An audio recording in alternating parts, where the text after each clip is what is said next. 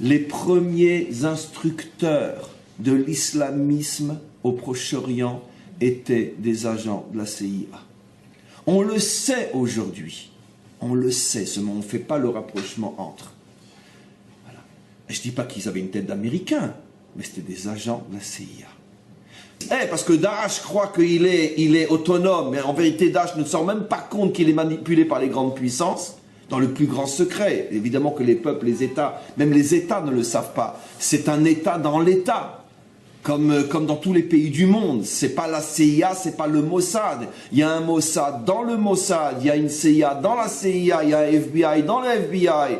Et qu'ils sont 3 ou 4 ou 5 ou 10 à agir. Personne ne le sait. C'est comme dans la franc-maçonnerie. Il y a une franc-maçonnerie dans la franc-maçonnerie. 99% des francs-maçons ne savent même pas ce qu'est la franc-maçonnerie. Ce n'est que dans la dernière loge, je crois, si je ne me trompe pas, la 36e ou la 36, non, 33, 36e, que là, vraiment, on révèle le secret de ce qu'est la franc-maçonnerie. Ils sont 10, 15 dans le monde à savoir ce qu'est la franc-maçonnerie. Ça a toujours été comme ça. D'ailleurs, c'est copié dans la Touma, dans l'impureté, c'est copié sur le modèle de l'Akdoucha. Il y a le Kodesh, mais il y a le Kodesh HaKodashim. Il y a le Saint, mais il y a le Saint des Saints. C'est-à-dire que le mensonge copie les mêmes modèles que la vérité. Ils ne font que copier. C'est-à-dire tu es dans le Saint, mais tu es encore à l'extérieur, parce qu'il y a encore le Saint des Saints, évidemment. Et comme dans le Sod, dans la Torah, il y a le secret, mais il y a ce que le Zohar appelle Raza des Razin, il y a le secret du secret. En vérité, le monde est dirigé par ceux qui se trouvent au niveau du Kodesh HaKodashim de l'impureté, du Saint des Saints, le temple de l'impureté. Ils sont peut-être quelques milliers dans le monde, quelques dizaines de milliers dans le monde. C'est eux qui dirigent le monde. Maintenant, regardez, on revient. Qui a créé l'islamisme? C'est Esav.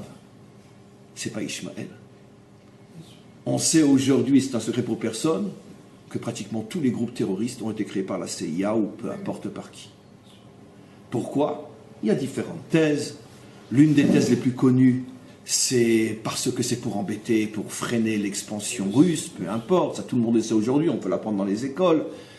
Moi, c'est pas ma thèse, j'y crois pas comme étant la raison finale. À mon avis, c'est une raison, on pourrait dire, donnée par la CIA elle-même pour calmer les gens. On jette un os aux chiens pour qu'ils arrêtent d'aboyer, mais on donne pas la vraie raison. La vraie raison, c'est eux qui ont créé Al-Qaïda, c'est eux qui ont créé Daesh, c'est un secret pour personne maintenant.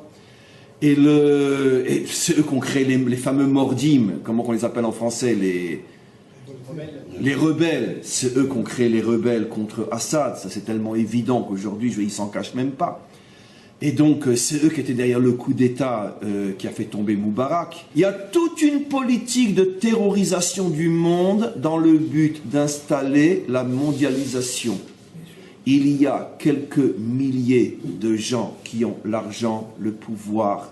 Ce sont tous des Édomites, pas des Ishmaélites. Même si on a, mais c'est l'idéologie édomite qui a l'intention de mettre l'humanité à genoux. Je sais, c'est fou, c'est incroyable, je suis taré, c'est pas grave. Je préfère dire que je suis en avance, c'est tout. Malheureusement, quand ça sera presque trop tard, vous verrez que j'avais raison. Les attentats de Paris sont une tragédie absolue, mais c'est aussi une succession de détails qui laissent beaucoup de questions en suspens. Comment un attentat d'une telle ampleur peut-il être organisé dans une capitale européenne? L'expression « management de la terreur » n'a pas encore été prononcée dans ce contexte. Mais Christoph Hörstel, ancien correspondant de presse en Afghanistan de la première chaîne allemande, nous explique ce terme et fait quelques déclarations brûlantes sur les prétendus attentats de Paris. Monsieur Hörstel, le terrorisme est maintenant arrivé jusqu'en Europe. Après ce qui s'est passé en France, on n'arrête pas d'entendre d'autres histoires provenant d'Allemagne, de Belgique et de partout. Je pense aussi que les gens ont peur, ou bien on leur suggère d'avoir peur. Est-ce un hasard? Non, bien sûr, ce n'est pas un hasard. Évidemment, cela a été préparé. Aussi, ce qui nous est rapporté par les médias de masse et qui n'est pas fidèle à la vérité, ça non plus, ce n'est pas un hasard. C'est pourquoi nous avons déjà entendu, il y a 1 an ou il y a 6 mois, que des combattants qui ont combattu en Syrie aux côtés d'Al-Qaïda, du front Al-Nusra et d'autres encore, allaient affluer pour ensuite probablement perpétrer des attentats terroristes selon leur ancienne manière de faire la guerre, des combats de rue, etc. Ça, c'est une chose. L'autre point doit bien sûr être observé sous un tout autre angle. À l'époque, en 2006, 2006-2007, en tant que conférencier au Centre des forces dirigeantes de l'armée, j'avais choisi pour le cours de sciences sociales l'Afghanistan. En tant qu'expert du pays, j'avais instruit les forces dirigeantes des troupes de combat allemandes sur la façon de se comporter en Afghanistan, et pour ce cours, j'avais alors utilisé l'expression « management de la terreur ». Et c'est exactement ce qui se passe ici. Les gouvernements mentent, tous les gouvernements de l'OTAN. Ils ne mènent pas un combat contre le terrorisme, mais ils pratiquent eux-mêmes le management de la terreur. Les personnes qui sont mises en scène, qui perpètrent les attentats, sont dans 95% des cas très bien connus des services de sécurité. D'où est-ce que les services de sécurité les connaissent? On entend tout le temps dire que les services secrets sont exactement au courant de ces prétendus terroristes. Mais c'est bien normal que les services secrets surveillent les terroristes présumés. Par conséquent, ils savent où ils se trouvent. N'est-ce pas normal? Alors tous ceux qui ont fait la surveillance jusqu'à maintenant devraient être virés, par exemple dans le cas de Paris, parce que visiblement ils n'ont pas eu beaucoup de succès avec leur surveillance. Oui, mais que devons-nous faire? Ce n'est pas parce que quelqu'un est un terroriste présumé qu'on doit aussitôt l'enfermer. Sinon, il y aurait de nouveau de grands cris. Et d'où sortent-ils ces informations? La surveillance de ces cercles est sans faille. Ils ne peuvent même pas éternuer sans que les services secrets ne soient au courant. Donc, si quelque chose se passe, nous savons qu'ils sont impliqués. Et le problème, c'est que nous savons aujourd'hui que l'État islamique, AIES, ISIS, EI, peu importe quelle abréviation on leur donne, on ne pourrait pas les imaginer sans la CIA, qui a commencé à entraîner des parties importantes de ses troupes en Jordanie il y a quelques années. Et ce qui se passe maintenant, c'est qu'ils arrivent ici en Europe parce que les managers le veulent ainsi. Ils ont pour cela des motifs très concrets.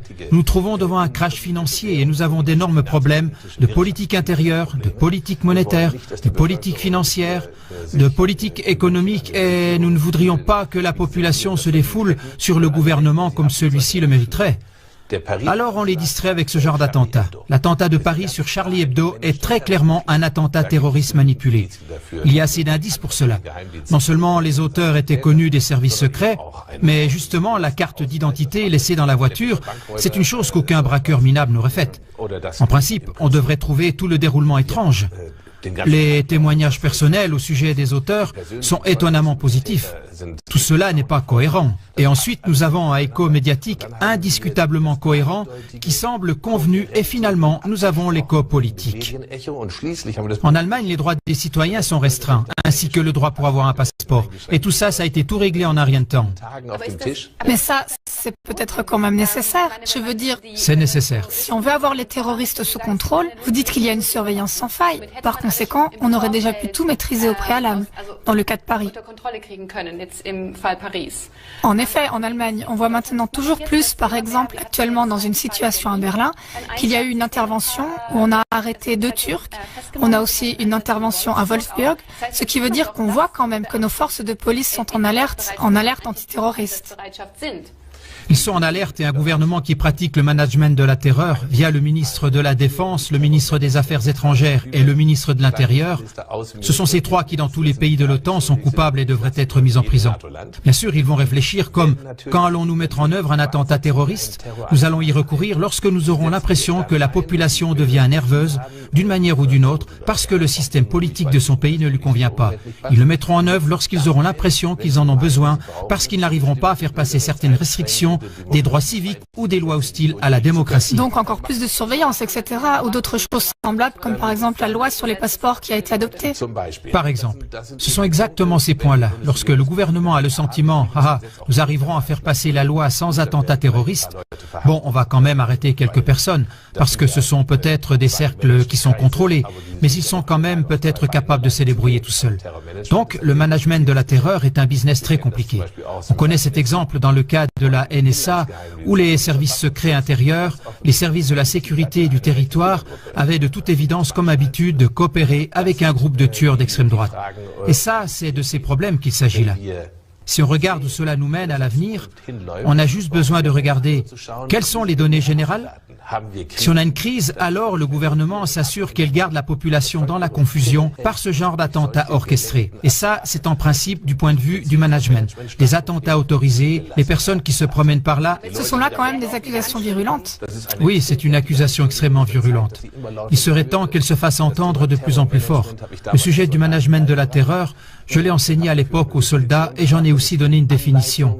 C'est justement l'instruction, l'armement, l'approvisionnement donné, le paiement, le personnel politique et aussi les mesures disciplinaires. Il y a des lancements de drones US au Yémen où les troupes d'Al-Qaïda qui réussissaient ne voulaient pas obéir. Alors justement, certaines de ces personnes qui n'ont pas voulu obéir aux ordres ont dû être éliminées, etc. C'est un business très violent, sanglant, et ça englobe des victimes humaines dans les populations innocentes de ces pays où cela se déroule, comme par exemple maintenant, justement à Paris. Est-ce que cela fonctionne? Apparemment, cela fonctionne. Comme nous le voyons, l'attention de tout le monde est détournée. Le président français Hollande, qui est absolument impopulaire et qui était à 13%, a connu d'un coup une augmentation de sa popularité qui est passée à 29%. On se trouve en plein dans un vol à hauteur de billions par la mafia financière dirigée par la Banque centrale européenne pour acheter à grande échelle des papiers sans valeur, de façon à ce que la Suisse fuit l'euro avec effroi, et ainsi entraîne tout le navire à chavirer. Et ça, on doit bien sûr absolument le détourner. On ne peut pas laisser les gens venir à l'idée de vouloir tout d'un coup s'attaquer à la mafia financière. Ce serait vraiment déplacé. C'est pour cela qu'on a besoin d'une attaque terroriste. Merci beaucoup, Monsieur Hostel. Est-ce donc juste une diversion ou un terrorisme aux motivations vraiment religieuses? Car effectivement, une étude nous parvient d'Europol pour l'année 2013 qui dit que les musulmans ne seraient responsables que de 2% des attaques terroristes des 5 dernières années. Et si on regarde l'année 2013 de plus près, on voit 152 attaques terroristes dont seulement 2 avaient des motifs religieux et 84 des motivations nationalistes ou séparatistes.